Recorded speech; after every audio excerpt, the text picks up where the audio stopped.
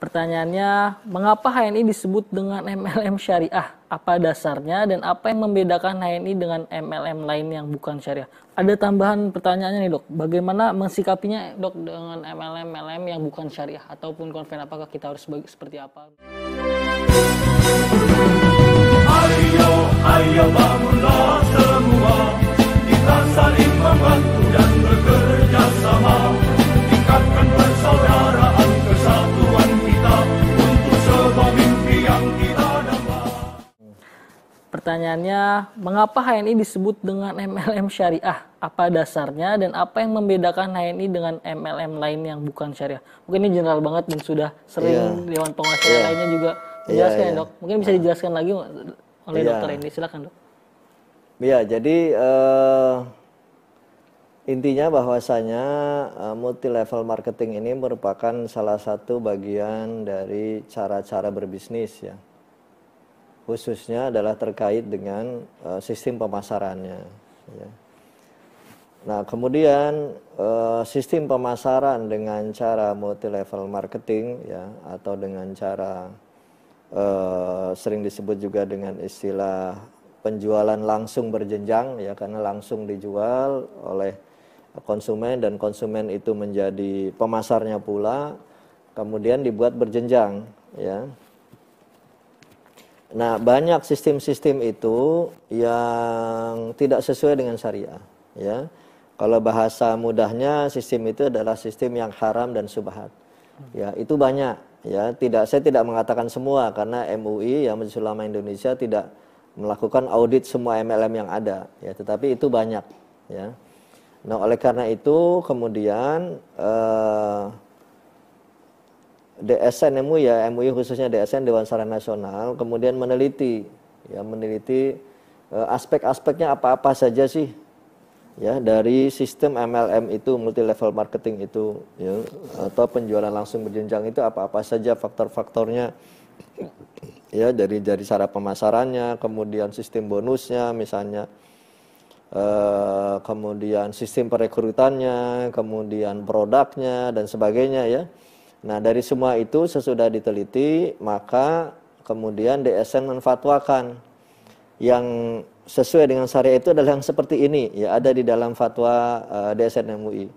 Kalau saya tidak salah fatwa nomor 75 barangkali ya. Nanti mohon dikoreksi kalau saya keliru.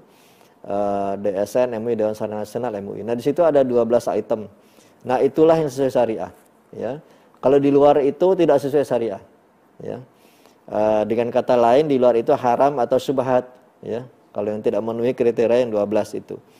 Jadi ke DSN tidak menyatakan bahwa MLM A, MLM B, MLM C misalnya itu tidak sesuai syariah atau haram atau syubhat gitu ya.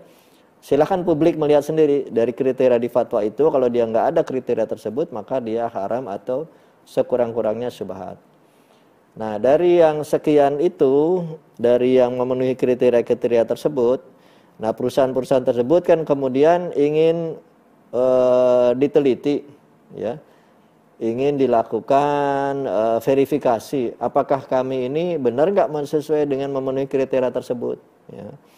Nah, di antara perusahaan-perusahaan yang kemudian mengajukan apakah kami benar seperti itu adalah HNI HPAI. Ya, nah oleh karena itu kemudian oleh DSN dilakukan audit, ya, dilakukan visitasi, kemudian dilakukan verifikasi mana-mana yang apakah memang memenuhi kriteria atau tidak. Ya. Nah ketika itu memenuhi kriteria maka dinyatakanlah bahwa ini adalah MLM syariah. Ya. Nah cara ini ya Bapak siapa tadi penanya? Pak Dede Suherman. Pak Dede Suherman ya. Cara seperti ini tidak ada di tempat lain kecuali di Indonesia. Ya, mungkin di Malaysia ada, saya kurang tahu ya. Tapi di Timur Tengah tidak ada. Ya, jadi makanya kalau kita nanya fatwa Indonesia kok menghalalkan MLM ya, sedangkan semua ulama Timur Tengah mengatakan MLM itu haram ya.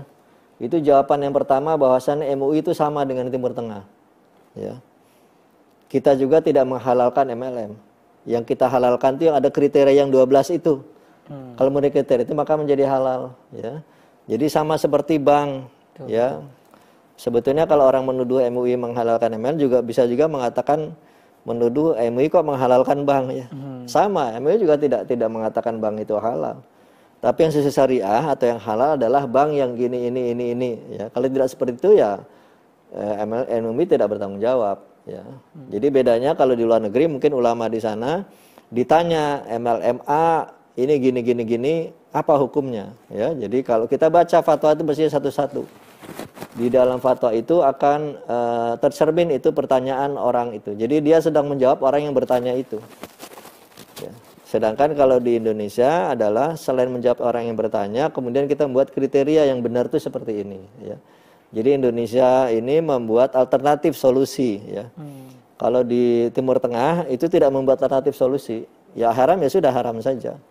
Ya, kenapa begitu ya? Ya itu terserah mereka, itu hak mereka juga ya, hak ulama dan masyarakat di sana. Mereka tidak membuat alternatif solusinya. Kalau kita buat alternatifnya, nah itulah MLM syariah. Nah kemudian HNI HPAI tadi ya saya ulang meminta kepada DSN untuk sebab kami ini diteliti apakah kami sesuai atau tidak. Ya dari hasil penelitian DSN MUI sesuai dengan syariah maka kemudian diberikan sertifikat syariah. Ya. Menjawab ya. Ada tambahan pertanyaannya nih dok, bagaimana mensikapinya dok dengan MLM yang bukan syariah ataupun konven, apakah kita harus seperti apa mensikapinya dok? Ya, kalau yang dia tidak ada sertifikat syariahnya tinggalkan saja. Tinggalkan saja ya. ya. Lupakan saja. Sebagai seorang muslim tentunya ya. Iya, mungkin kita tidak mengatakan bahwa itu haram atau syubhat karena belum diteliti ya. Jadi kalau Pak Dede Suherman ya mau meneliti silahkan saja. Dengan kriteria fatwa itu cocok atau tidak gitu ya. Tapi ke DSN terus terang tidak meneliti sampai setiap yang ada itu enggak ya. Tapi untuk amannya tinggalkan saja. Kalau dia tidak ada sertifikat syariah ya tinggalkan saja.